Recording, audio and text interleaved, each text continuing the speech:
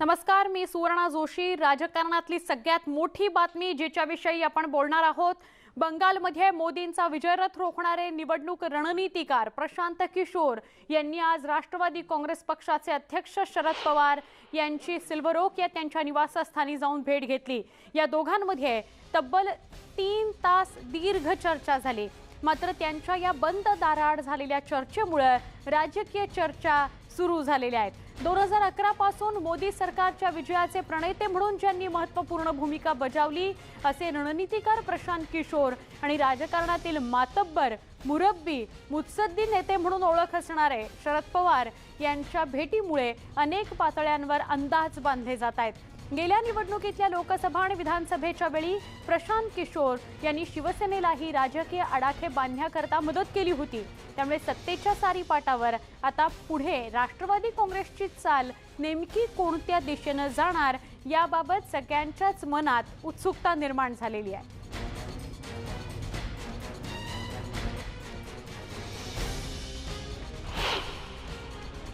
नाही, तुम्हाला एक माहिती का की त्यांनी काय सांगितलं की आता मी कुठल्याही निवडणुकीच्या ह्याच्यात पडणार नाही।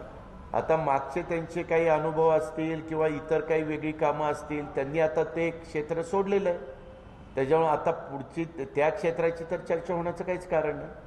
आणि पवार साहेबांना वेगवेगळ्या क्षेत्रातले अनेक जण वडीलकीच्या नात्याने येत असतात, भेटत असतात, त्याच्यातली ती भेट आहे। प्रशांत किशोर आणि शरद पवारांच्या भेटीवर छगन भुजबळांनी प्रतिक्रिया दिली। प्रशांत किशोर यांचे राजकीय सल्ले पक्षांना यश देणारे असतात। त्यांनी काही सल्ला दिला असेल तर पवार नक्की ऐकतील असं भुजबळ म्हणाले। वेगवेगळ्या निवडणुकांमध्ये वेगवेगळ्या राज्यांना, केंद्रांना त्यांनी सल्ले दिलेले आहेत, मदत दिलेली आहे। त्याच्यामध्ये त्या मार्गाने गेल्यानंतर यशसुद्धा आलेलं आहे। त्यामुळे नक्कीच त्यांचा निश्चितपणे जे आहे निवडणूक कार्यक्रमाचा जो एक हातखंडा आहे तो त्यांच्यापाशी आहे असं म्हणणं काही हरकत नाही। परंतु ते नक्की काय कशासाठी ते भेटायला आले होते पवार साहेबांना याची मला काही कल्पना नाही। परंतु त्यांनी जर काही सल्ला दिला तर साहेब नक्कीच त्याचा विचार करणार।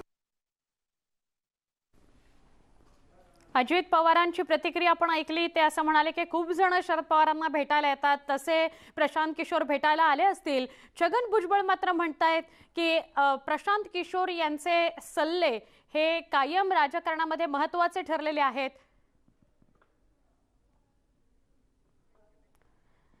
व्यंकटेश केसरी राजकीय विश्लेषक आपल्या सोबत जोडले गेलेले आहेत। व्यंकटेश सर, प्रशांत किशोर आज भेटायला गेलेले होते शरद पवार यांना, तुम्ही याचं कसं विश्लेषण कराल? इट्स अबाउट राष्ट्रवादी काँग्रेस का अजून काही अंदाज आहेत?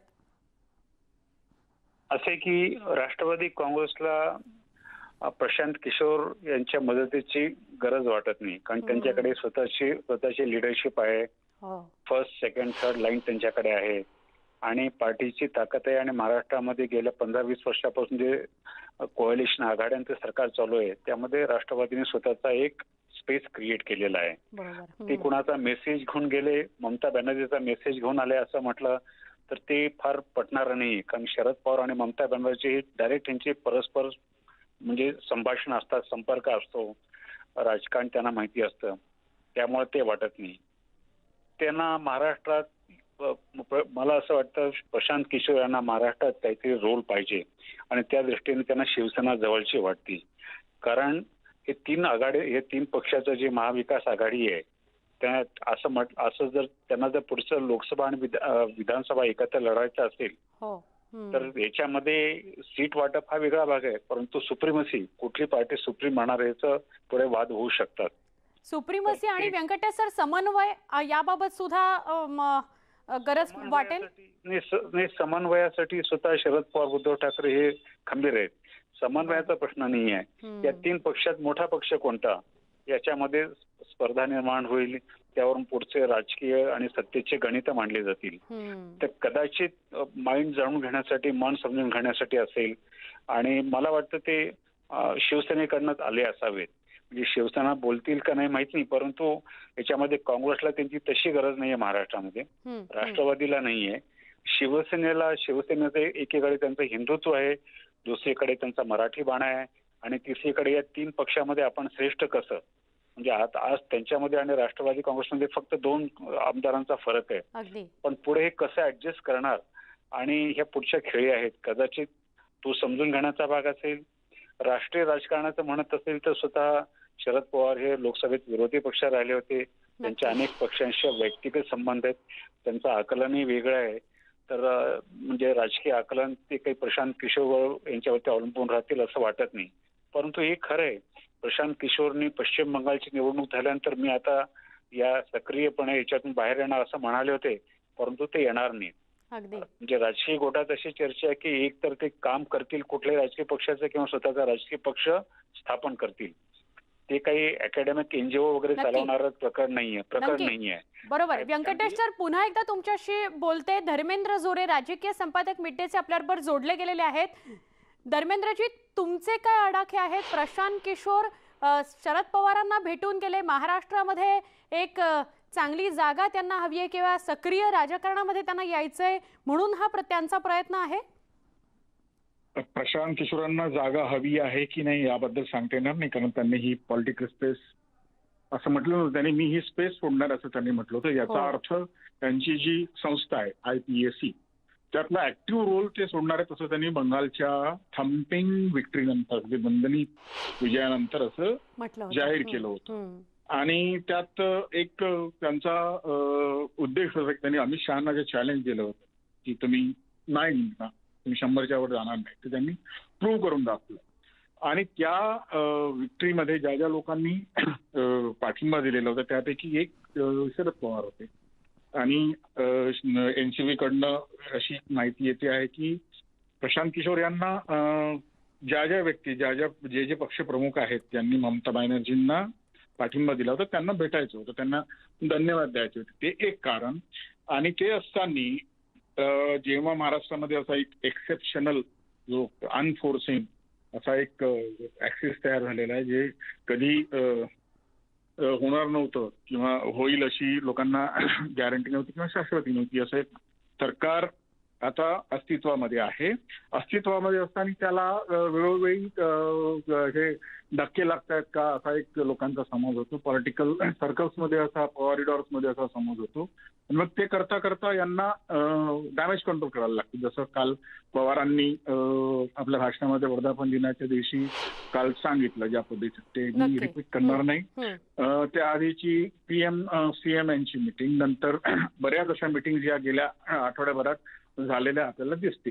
तर या सगळ्या पार्श्वभूमीवर ही मिटिंग झालेली असेल असं मला वाटत नाही, कारण हे आधीच ठरलेलं असेल. मात्र आधी ठरलेलं असताना सुद्धा, आणि ही जी 3 तासाची एक मिटिंग होते ज्यामध्ये रोहित पवार, सुप्रिया सुळे, शरद पवार आणि प्रशांत किशोर सगळे लंचवरती बसून जेव्हा 3 तास वेळ घालवतात तेव्हा तो काही फक्त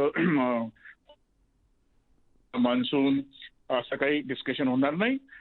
हमखास पवारांची एक शैली आहे की ते लोकांकडून माहिती घेत असतात, ते शिकण्याचा प्रयत्न करत असतात. ते प्रशांत किशोरकडनं आज जरूर त्यांना काही शिकायला मिळालं असेल, त्यांनी माहिती. पण धर्मेंद्रजी, या भेटीचे पडसाद राज्याच्या राजकारणात की केंद्राच्या राजकारणात उमटलेले बघायला मिळतील असं वाटतं? ते मी सांगतो ना की 1-2 अँगल्सने आपण याच्यामध्ये विचार केला पाहिजे. एक, पवारांनी राष्ट्रीय स्तरावरती हाती घेतलेली मोहीम, ज्याचं एक त्यांनी सक्सेसफुल एक फॉर्म्युला महाराष्ट्रामध्ये दिला.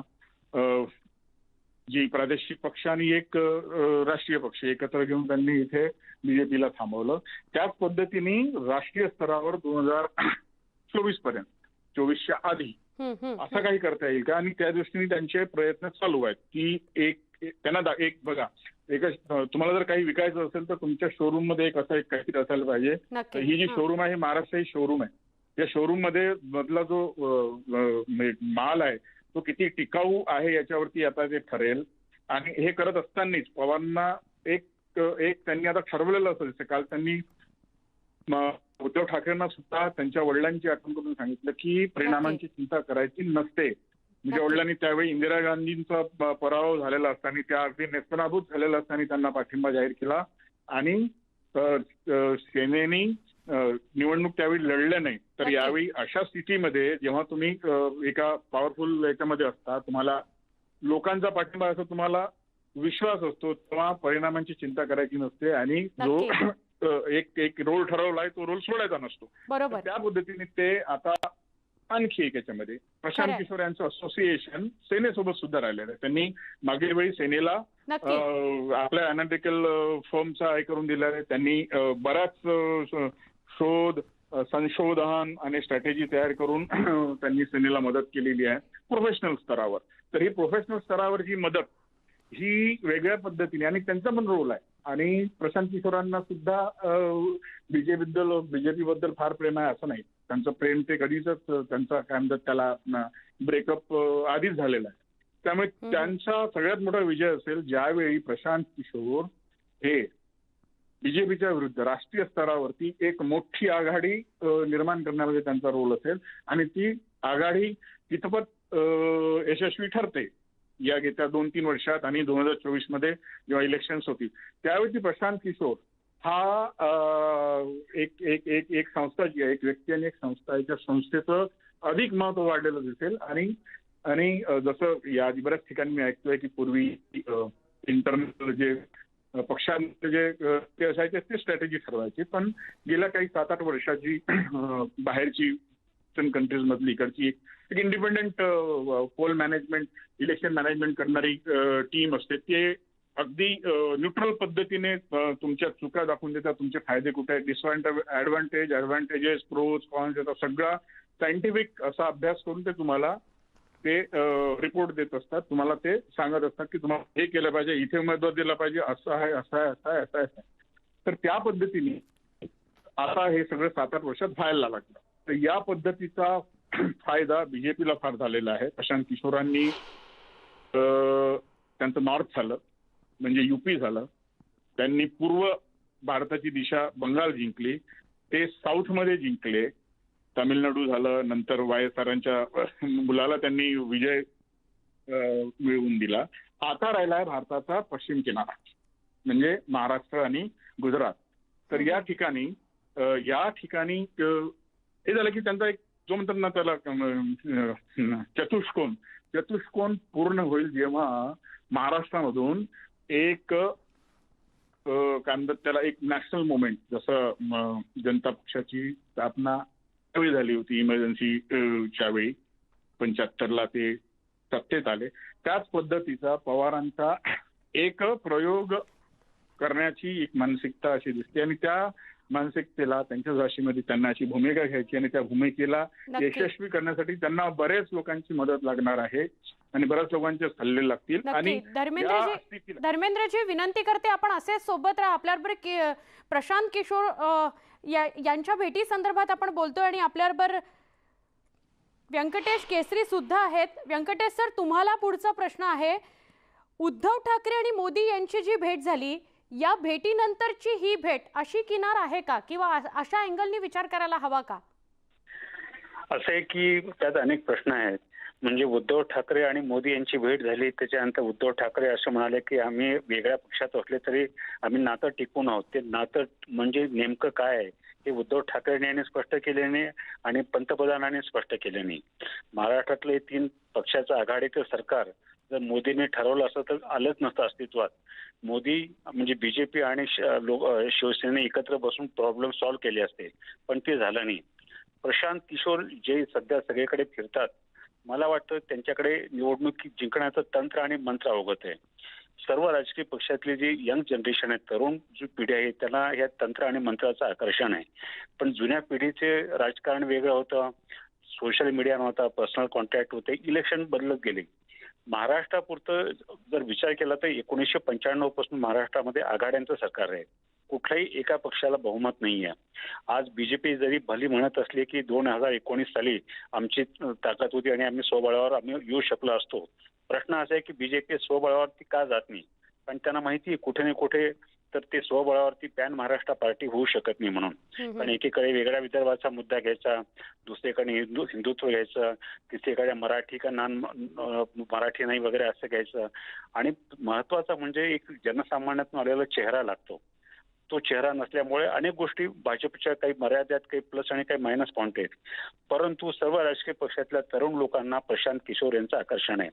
प्रशांत किशोर हे फेस होऊ शकत नाहीत, मॅनेजर होऊ शकतात. म्हणजे ममता बॅनर्जीच्या विजयामध्ये त्यांचा वाटा किती 80% आहे का 60% आहे की 50% आहे का 40% हे कळायचं आहे. त्यांनी एक भूमिका तयार केली होती, फीडबॅक दिला होता, पण फेस ममता बॅनर्जी होता. तसंच आंध्रमध्ये वाय एस जगनमोहन रेड्डी ही मेहनत केली होती, त्यांनी त्यांना दिशा दिली. त्यामुळे प्रशांत किशोर हे एक रहस्यमय प्रकरण आहे भारतीय राजकारणात अलीकडच्या काळामध्ये, जसं तंत्र आणि मंत्र उगवलं. म्हणजे त्यांनी 2014 साली मोदीवर काम केलं, नंतर जनता दल यू मध्ये ते आले, युनायटेडमध्ये ते अमित शहाच्या सांगण्यावरून आले. म्हणजे त्यांची पूर्णपणे नाळ तुटली का भाजपशी माहिती नाही आहे. नंतर त्यांनी शिवसेना पकडली.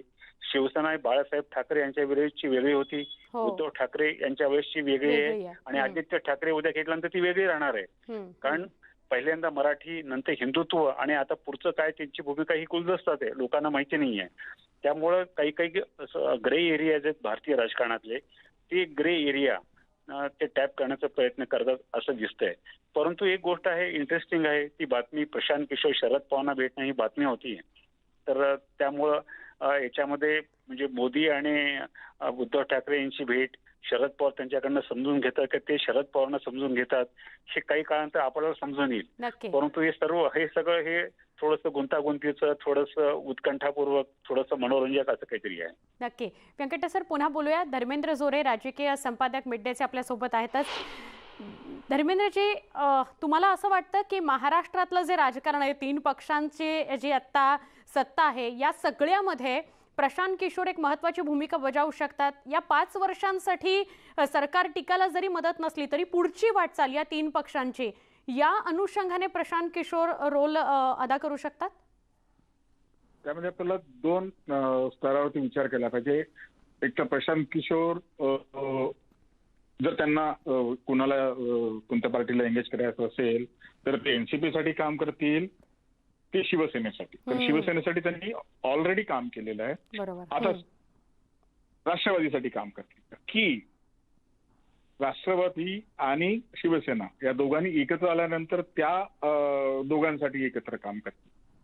त्याच्यामध्ये काँग्रेस असेलच म्हणजे आता आहे, नंतर असेल की नाही याची माहिती आपल्याला नंतर कळेल, जेव्हा जसे जसे महिने लागतील तसे.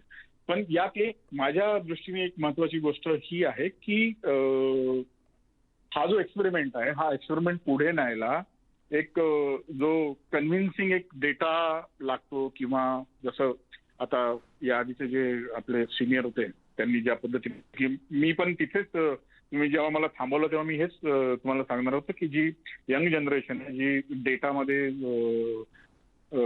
विश्वास ठेवते, कारण फॅक्ट्स ह्या काही खोट्या बोलत नसतात, कागदावरती जे असतं ते काही त्याच्यावरती बरीच स्ट्रॅटेजी, खूप साऱ्या गोष्टी त्याच्यावरती डिपेंड करतात. तर या सगळ्या गोष्टींसाठी एक संस्था लागते, एक क्रेडिबल एक संस्था लागते, आणि एक क्रेडिबल संस्थेचा तो एक फेस आहे प्रशांत किशोर. जर त्यांनी या एक्सपेरिमेंटमध्ये पुन्हा एक कॅटलिस्ट होऊन याला पुढे न्यायचा जर चंग बांधला असेल, आणि तो चंग बांधण्यासाठी जर शरद पवार आणि शिवसेना हे एकत्र, किंवा मग या दोघांपैकी एक, कारण या दोघांनाही पुढच्या इलेक्शन्समध्ये, मी असेंब्लीचं बोलतोय, आपल्या विधानसभेचं नंबर 1 व्हायचं आहे, बरोबर आहे. जर हीच अरेंजमेंट पुढे जायची असेल तर रेस जी आहे नंबर 1 साठी, प्रथम क्रमांकासाठी, ही शिवसेना आणि राष्ट्रवादीमध्ये आहे. कारण राष्ट्रवादीचाही मुख्यमंत्री अजूनपर्यंत झालेला नाही. त्यांनी आता शिवसेनेचा मुख्यमंत्री करण्यात त्यांनी पुढाकार घेतला पवारांनी, पण 15 वर्ष होऊन जातील. जर हे 5 वर्ष राहिलं सरकार, तर 20 वर्ष राष्ट्रवादी ही महाराष्ट्राच्या सत्तेमध्ये असेल, मुख्यमंत्री पदाविना. मग 20 वर्ष झाल्यानंतर त्या पक्षाला वाटणार नाही का की आपला पण मुख्यमंत्री व्हावा, आणि लोकसभेमध्ये जास्तीत जास्त आपले खासदार जावे. कारण काँग्रेसची हालत आपल्याला माहित आहे गेल्या 2 इलेक्शन्स मधली. त्यापेक्षा 400 पट 500 पट अशा जागा राष्ट्रवादी निघाल्या. म्हणजे यांची 1 आहे तर त्यांच्या 7 आहेत, 8 आहेत, 5 आहेत, 4 आहेत, या पद्धतीने त्यांचा परफॉर्मन्स आहे. जर वरती लोकसभेमध्ये जर यांना स्टेक वाढवायची असतील तर मला वाटते ही जी येणारी जी निवडणूक आहे लोकसभेची ही पण फार महत्वाची असणार आहे राष्ट्रवादीसाठी नक्कीच आणि सेनेसाठी सुद्धा. कारण सेना ही नंबर दोनचा पक्ष आहे आता एनडीए मध्ये असताना, ज्यांच्याकडे बीजेपी नंतर म्हणजे वोट पर्सेंटेज सगळ्यात बीजेपी म्हणजे एनडीए बद्दल बोलायचं झालं तर बीजेपी नंतर वोट पर्सेंटेज जास्त असलेलं असं म्हणायचंय. त्यावेळी जेव्हा एनडीए मध्ये होते तेव्हा नक्कीच 2 नंबरला काँग्रेस होते, 3 नंबरला सेना होती. म्हणजे सेनेतही तोच एक स्पर्धा असते. सेना आणि एनसीपी मध्येच ही स्पर्धा आहे. तर या स्पर्धेला पुढे नेण्यासाठी प्रशांत किशोर किती मदत करू शकतात याच्यावरती आता हे या मीटिंग नंतर आपल्याकडे आज जर ते ठरलं असेल म्हणजे त्या दिशेने जर यांची बोलणी झाली असतील तर बरोबर. आपण सविस्तर बोलूया. धर्मेंद्र जोरे आणि व्यंकटेश केसरी आपल्या सोबत आहेत. ब्रेकची वेळ झाली आहे, एक छोटासा ब्रेक घेऊ, लगेच भेटूया. पहा फक्त न्यूज 18 लोकमत.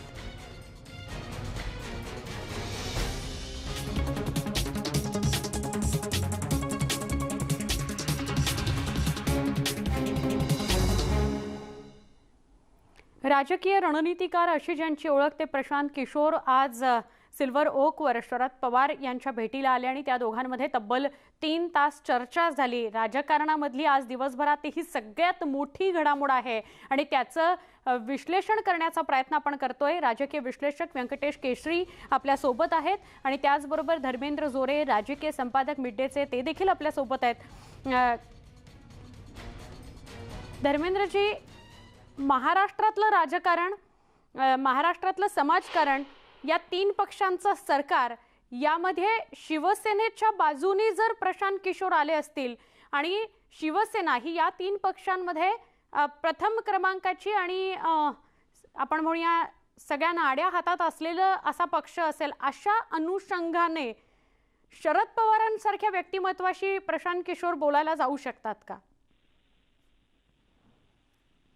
शरद पवारांनी जर त्यांना इन्व्हाइट केलं असेल, जसं सुप्रियाताईंनी कोणाला तरी सांगितले की it was decided in advance, ते येणारच होते आणि नियोजित होतं आणि पवार साहेब दवाखान्यात असल्यामुळे ती भेट होऊ शकलेली नाही.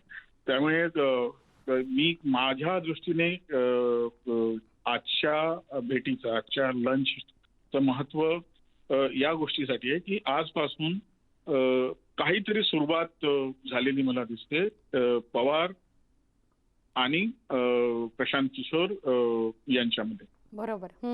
ती कुठेतरी ती सुरुवात व्हायला लागते. तर आज एक ती मिटिंग झालेली आहे ते पवारांकडे आणि अजित पवारांनी जसं म्हटलं की पवारांचा हा म्हणजे पवारांच्या यशाचं, पवारांचा जर ज्यांना एन्सायक्लोपीडिया याच कारणासाठी आपण म्हणतो की ते लोकांशी बोलतात, लोकांकडून जाणून घेतात. नक्की. आणि सगळे एक्सपिरियन्सेस त्यांचे शेअर करतात, आपले त्यांच्यासोबत शेअर करतात, दुसऱ्यांना उद्युक्त करतात की त्यांचे एक्सपिरियन्सेस शेअर करावे. आणि अशी आहे आणि यातून फक्त आता या नंतर आपल्याला भविष्यात कळेल. यानंतर ज्या घडामोडी घडतील किंवा काही गोष्टी समोर येतील त्यानंतर अजून आडाखे बांधणं शक्य होणार आहे. महेंद्र सर आभार. धर्मेंद्र सर आभार, आपण न्यूज 18 लोकमत सोबत चर्चा केली आणि या चर्चेत सहभागी झालात. व्यंकटेश केसरी आपल्या सोबत आहेत. व्यंकटेश सर, तुमच्याकडनं एक शेवटची प्रतिक्रिया या भेटी संदर्भातली आणि काय पुढच्या काळात घडेल या संदर्भातले अंदाज. असं आहे की ही भेट निश्चितपणे निर्विवादपणे महत्वाची राहणार आहे. कारण पश्चिम बंगालच्या ज्या विधानसभेच्या निवडणुका झाल्या त्या केवळ विधानसभेच्या निवडणुका नव्हत्या, तर तो मोदी आणि शहा यांच्या विरोधात ममता बॅनर्जी असा सामना होता. सामना विषम होता. म्हणजे त्याचे परिमाण वेगळे, त्याचे क्रायटेरिया वेगळे होते. परंतु या सामन्यामध्ये ममता बॅनर्जी यांनी प्रशांत किशोरच्या साह्याने भारतीय जनता पक्षाच्या वरिष्ठ नेत्यांना धूळ चारली. त्यामुळे हे महत्वाचं समजून घ्यायचं होतं. कदाचित हा भाग असेल शरद पवारांचा प्रशांत किशोरशी भेटण्याचा, पहिली गोष्ट. दुसरी गोष्ट अशी की भारतीय जनता पक्ष हा गुजरात असेल, उत्तर प्रदेश असेल, मध्य प्रदेश, छत्तीसगड किंवा राजस्थान किंवा इव्हन कर्नाटकात असेल, कुठे तो अलायन्स करत नाही. प्रीपोल अलायन्स नसतात, पण महाराष्ट्रात करतात. महाराष्ट्रामध्ये कुठं ना कुठं भारतीय जनता पक्ष हा डावा पडतो, कमी पडतो याच्यामध्ये. तर शरद पवारांचं असं आहे की शरद पवार हे कुणाशी चांगल्या पद्धतीनं संवाद साधू शकतात, माहिती घेतात, माहिती देतात. ते त्यांच्या व्यक्तिमत्वाचं दडपण समोरच्या माणसाला येत नाही. ही फार रेअर क्वालिटी राजकारणातली असते. संवाद करणे, माहिती घेणे, माहिती देणे, राजकारण वेगळा, परंतु पर्सनल कुठेतरी कुठे बॉन्डिंग असतं. तर प्रशांत किशोर आणि शरद पवार यांच्या एकत्र येण्याने सर्वात मोठा जर धोका कोणाला झाला असेल तर तो भारतीय जनता पक्षाला. कारण हे 3 आघाडीचं सरकार हे अशक्य आहे, ते होणार नाही, झालं तर टिकणार नाही आणि टिकलं तर चालणार नाही वगैरे असे जे आडाखे होते ते अजूनपर्यंत खरे झाले नाहीत आणि अशा फार मोठ्या घोडचुका या सरकारकडून झालेल्या नाहीयेत. त्यामुळं शरद पवार आणि प्रशांत किशोर हे म्हणजे शरद पवार कदाचित प्रशांत किशोरकडनं नवीन जी यंगर जनरेशन आहे, तरुण, ते काय चाहतात, त्यांना काय पाहिजे आणि त्यांच्याकडे आपण अप्रोच कसं झालं पाहिजे हे समजून घेण्याचा प्रयत्न केला असेल किंवा बाकीच्या राजकारणाचा केला असेल. कारण प्रशांत किशोरचं जसं वेगवेगळ्या म्हणजे दक्षिणेत त्यांनी काम केलं, पूर्वेत केलं, उत्तरेत म्हणजे ते आहेतच हिंदी बेल्ट मधले, तर तो आहे. आणि तर त्यामुळं ही राजकीय भेट होती. याचं फलित काय आहे हे तुम्ही आज म्हणत असाल तर ते दिसणार नाही, परंतु कालांतराने ते लपूनही राहणार. अर्थात. व्यंकटेश सर, आपलेही आभार. आपण न्यूज 18 लोकमतशी जोडले गेलात आणि या महत्त्वाच्या राजकीय घडामोडीवर आपण चर्चा केलीत, मार्गदर्शन केलेत, विश्लेषण केलेत त्याबद्दल. एक छोटासा ब्रेक, पहा फक्त न्यूज 18 लोकमत.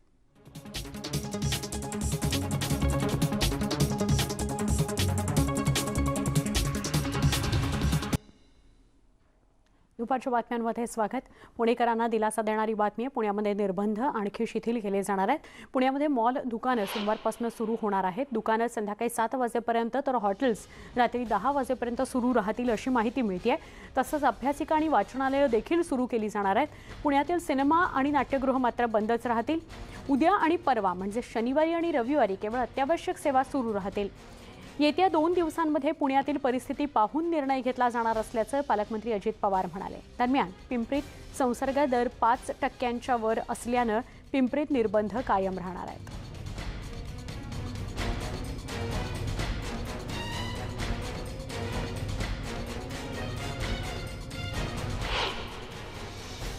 पुणे शहरामध्ये 5%च्या आतमध्ये पॉझिटिव्हचा दर आहे आणि त्याच्यामुळं काही गोष्टी आम्ही सोमवारपासून थोड्याशा अधिक जास्त वेळ वेगवेगळ्या परवानगी दुकानं वगैरे चालू ठेवण्याच्या बद्दलचा निर्णय आजच्या बैठकीमध्ये घेतलेला आहे. लायब्ररी पुणे शहरापुरत्या सुरू करायला आपण परवानगी दिलेली आहे कारण ते 5%च्या आत आहेत. दुकानांचा वेळ 7 वाजेपर्यंत वाढवलेला आहे. मॉल पण सुरू करणार आहे. रेस्टॉरंट, हॉटेल 10 वाजेपर्यंत चालू राहणार. सिनेमागृह, नाट्यगृह हे मात्र सुरू केले जाणार नाही. पुढच्या आठवड्यामध्ये याबद्दलचा आढावा घेतला जाईल. काय परिस्थिती आहे पॉझिटिव्हची ते बघून त्याबद्दलचा निर्णय घेतला जाईल. अभ्यासिका, वाचनालय ही मात्र सुरू करून जे काही नियम ठरवून दिलेले आहेत त्याचं पालन त्यांनी करायचं. पुण्यामध्ये निर्बंध शिथिल केले जाणार आहेत. सोमवारपासून निर्बंध शिथिल केले जातील, पण त्याआधी शनिवार आणि रविवारची कोरोना रुग्णांची संख्या किती, परिस्थिती काय या सगळ्यावर ते अवलंबून असेल. उद्या आणि परवा फक्त अत्यावश्यक सेवा सुरू राहतील आणि पुणेकरांना मोठा दिलासा सोमवारपासून मिळेल कारण पुण्यामध्ये सोमवारपासून निर्बंध शिथिल केले जाणार आहेत. संध्याकाळी 7 पर्यंत दुकानं सुरू राहणार आहेत. हॉटेल्सना सुद्धा रात्री 10 पर्यंत सुरू राहण्यास परवानगी दिली जाईल. चित्रपटगृह आणि नाट्यगृह मात्र बंद राहतील, पण मॉल मात्र सुरू होणार आहेत. अशा प्रकारची शिथिलता पुण्यामध्ये आपल्याला बघायला मिळेल. आमचे प्रतिनिधी वैभव सोनवणे पुण्यातून आपल्याबरोबर जोडले गेलेले आहेत, त्यांच्याशी अधिक बोलूया.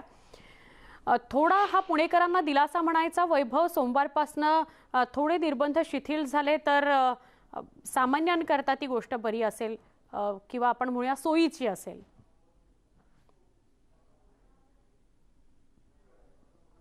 वैभव सोनवणे आमचे प्रतिनिधी पुण्याहून आपल्याबरोबर जोडले गेलेले आहेत, त्यांच्याशी आपण बोलणार आहोत. हॉटेल्स रात्री 10 पर्यंत सुरू राहणार आहेत तर दुकानं 7 पर्यंत खुली ठेवण्यास परवानगी देण्यात आलेली आहे. मॉल्स सुरू राहतील पुण्यामधले, मात्र चित्रपटगृह आणि नाट्यगृह बंद ठेवली जाणार आहेत. संसर्ग दर हा 5% आत राहिला पाहिजे अशी अजित पवारांनी भूमिका मांडली. वैभव सोनवणे पुन्हा जोडले गेलेले आहेत. वैभव, काय सांगाल? वरनं अत्यंत महत्वाचा निर्णय जो आहे तो घेण्यात आलाय. वास्तविक सगळेच जण हे दुकानांच्या वेळा असतील किंवा इतर जे अजूनही जे निर्बंध होते त्याच्यामुळे काही अंशी त्रासलेले होते. व्यावसायिकांचं म्हणणं होतं 2 वाजेपर्यंतची वेळ व्यवसायासाठी पुरेशी नाहीये. या सगळ्यामध्ये एक भूमिका घेण्यात आलेली होती. 5%पेक्षा कमी पॉझिटिव्हिटी दर जर झाला किंवा तो 5%च्या खाली गेला तर मी निर्बंध आणखी शिथिल करेन असं अजित पवारांनी गेल्या बैठकीत सांगितलेलं होतं. आज पुण्याचा दर जो आहे पॉझिटिव्हिटीचा गेल्या आठवड्याभराचा तो 5%पेक्षा खाली आलाय. त्याच्यामुळे अजित पवारांनी पुण्याच्या बाबतीमध्ये निर्णय घेताना आता काही महत्वपूर्ण निर्णय घेतलेले आहेत. 7 वाजेपर्यंत दुकानं जी आहेत ती खुली राहतील. मॉल्स, थिएटर्स जे आहेत ती 50%च्या कॅपॅसिटीनं सुरू करता येतील. रेस्टॉरंट्स जे आहेत ती रात्री 10 वाजेपर्यंत सुरू राहतील 50% क्षमतेनं. आणि या सगळ्यामध्ये एक महत्वाचा निर्णय लगेचच शेजारी लागून असलेल्या पिंपरी चिंचवड महापालिकेचा पॉझिटिव्हिटीचा दर हा 5.25%. त्याच्यामुळे तिथे कुठलीही शिथिलता जी आहे ती अजूनपर्यंत देण्यात आली नाही. एकाच बैठकीत हे निर्णय घेण्यात आले. पुणे जिल्हा आणि पिंपरी चिंचवड महापालिका यांच्या हद्दीमध्ये मात्र जे गेल्या वेळेचे निर्बंध आहेत 2 वाजेपर्यंत दुकानं सुरू राहतील ते तशाच पद्धतीनं कायम राहतील. केवळ पुणे शहरामध्ये निर्बंध जे आहेत ते शिथिल होतील, ज्याच्यामध्ये 7 वाजेपर्यंत दुकानं सुरू राहतील, 10 वाजेपर्यंत रेस्टॉरंट सुरू राहतील. मॉल्स आणि मल्टिप्लेक्सेस जे आहेत, थिएटर्स जे आहेत ती 50% क्षमतेनं सुरू करता येतील. गेले काही काळ या सगळ्याची प्रचंड गरज होती. वास्तविक सतत घरात राहून नागरिकांमध्ये सुद्धा एक नैराश्याचं वातावरण जे आहे ते मोठ्या प्रमाणावरती होतं आणि जशी जशी सूट मिळते तसं तसं पुन्हा काही अंशी स्वातंत्र्य, वैयक्तिक स्वातंत्र्य मिळवल्याच्या भावना ज्या आहेत त्या नागरिकांमध्ये येतात आणि बरं वाटतं. खरं तर या सगळ्याच्या अपरोक्ष त्यांनी गर्दी करू नये एवढी माफक अपेक्षा मात्र. वैभव, अगदी बरोबर की बरं वाटतं जरा निर्बंध शिथिल झाले की एक मोकळा श्वास घेता येतो. पण आपली जबाबदारी ओळखून सगळ्याच नागरिकांनी, फक्त पुणेकरांनी नाही तर सगळ्याच नागरिकांनी आपली जबाबदारी ओळखून कोरोनाचं संकट बघूनच पावलं उचलली पाहिजेत. धन्यवाद वैभव माहिती दिल्याबद्दल. पुणे अनलॉकच्या दुसऱ्या टप्प्यामध्ये असताना देखील सोमवारपासून तिथे निर्बंध कमी केले जाणार आहेत. पुण्याच्या तुलनेमध्ये मुंबईत रुग्णसंख्या कमी होतीये. मुंबईत 600च्या वर नवे रुग्ण सापडत आहेत. मग पुण्यामध्ये शिथिलता दिली, मुंबईत निर्बंध कधी कमी करणार असे प्रश्न आता मुंबईकरांना पडू लागलेले आहेत. मुंबईमध्ये सुद्धा निर्बंध शिथिल केले जावेत अशी मागणी जोर धरतीये. मुंबई खरं तर आर्थिक राजधानी, इथं खूप मोठ्या प्रमाणामध्ये रोजगारासाठी, नोकऱ्यांसाठी लोक येत असतात आणि त्यामुळे निर्बंध कमी केले तर अजून सोपं होईल सगळं जनजीवन. आमचे प्रतिनिधी सागर कुलकर्णी यांच्याशी आपण अधिक बोलूया. सागर, पुण्यामध्ये तर थोडी नियमांमध्ये शिथिलता सोमवारपासून दिली जाणार आहे, त्या धर्तीवर मुंबईमध्ये सुद्धा का शिथिलता दिली जात नाही निर्बंधांमध्ये असा प्रश्न मुंबईकर विचारत आहेत, कारण दोन्ही शहरं दुसऱ्या टप्प्यामध्ये आहेत.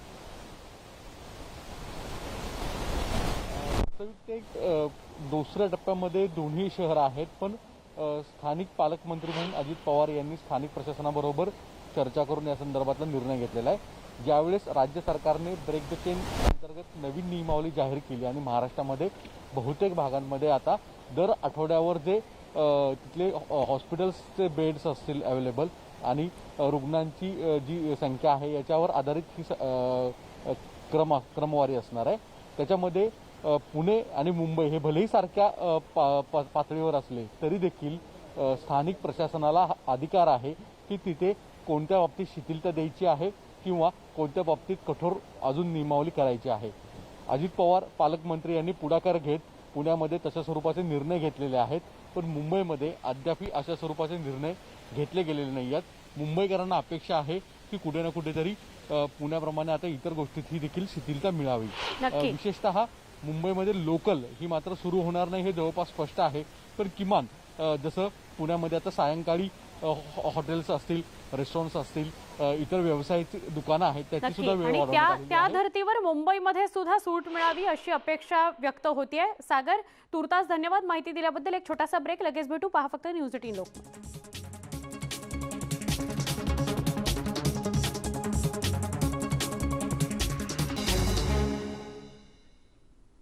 नवी मुंबई विमानतळ नामकरणाचा मुद्दाही पेटण्याची शक्यता आहे. बाळासाहेब ठाकरे असते तर त्यांनी स्वतःच नाव नाकारलं असतं असं वक्तव्य छगन भुजबळांनी आज केलं. बाळासाहेबांनीच JRD टाटा यांचं नाव द्या असं म्हटलं असतं असं भुजबळ यांनी म्हटलं. नामकरणाचा वाद एकत्र बसून सोडवावा असंही भुजबळांनी सांगितलं. त्यामुळे नवा वाद पेटण्याची शक्यता निर्माण झाली. पुढे ते असंही म्हणाले की बाळासाहेब आणि दिबा पाटील या दोघांच्याही नावाला आमचा पाठिंबा आहे.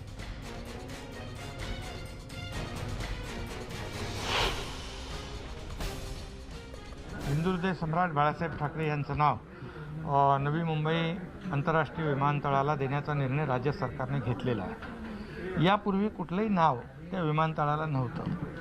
त्यामुळे कुणाचं नाव काढून आदरणीय बाळासाहेबांचं नाव देण्याचा कुठलाही निर्णय आम्ही घेतलेला नाही. त्याचबरोबर मुख्यमंत्री महोदयांच्याबरोबर झालेली चर्चा, माझ्याबरोबर झालेली चर्चा यामधून दिवंगत नेते दिबा पाटील यांचं योगदान मोठं आहे. भूमिपुत्रांसाठी, त्या भागातल्या लोकांसाठी त्यांनी संघर्ष केलेला आहे आणि म्हणून त्यांचाही आम्ही आदर करतोय. आणि मुख्यमंत्री महोदयांनी देखील त्या समितीला सांगितलेलं आहे, आश्वस्त केलेलं आहे की या नाव देण्याच्याबद्दल नामांतराच्यामध्ये कुठलेही मतांतर किंवा मतभेद असता कामा नये. समन्वयाने आपल्याला निर्णय घेण्याची आवश्यकता आहे. त्यामुळे दिबा पाटलांच्या बाबतीत देखील तुम्ही कुठले असे प्रकल्प सुचवा की राज्य सरकार ताबडतोबीने त्याची देखील अंमलबजावणी करेल. याचं कारण दिबा पाटील यांचं देखील योगदान मोठं आहे. ते मोठे नेते होते. संघर्ष त्यांनी भूमिपुत्रांसाठी संघर्ष केलेला आहे. त्यामुळे माझी त्या समितीला देखील विनंती आहे की बाळासाहेबांचं नेतृत्व, बाळासाहेबांचं योगदान फक्त राज्यापुरतं नाही तर देशपातळीवर त्यांचं योगदान सर्वश्रुत आहे. मला आपल्याला सांगण्याची आवश्यकता नाही. या सगळ्या महत्त्वाच्या घडामोडींचा आत्ता बुलेटिनमध्ये इथेच थांबणार आहोत. जाताना फक्त एकच आवाहन, जी काही महाराष्ट्र सरकारतर्फे किंवा निर्बंधांमध्ये, नियमांमध्ये शिथिलता हळूहळू आणली जाते स्थानिक प्रशासनाकडून, ती तुमच्या, माझ्या, आपल्या सगळ्यांच्या सोयीकरता आणली जाते. अर्थचक्र सुरू राहावं, रोजीरोटी सुरू राहावी याकरता आणली जाते. असं असताना आपण जेव्हा कामानिमित्त घराबाहेर पडू, कुठल्या गोष्टींसाठी आपण घराबाहेर पडू, आठवणीने आपल्याला कोरोनाचे नियम पाळायचे आहेत. सोशल डिस्टन्सिंग पाळा, मास्क वापरा आणि हात सतत धुवत राहा. पहा फक्त न्यूज18 लोकमत.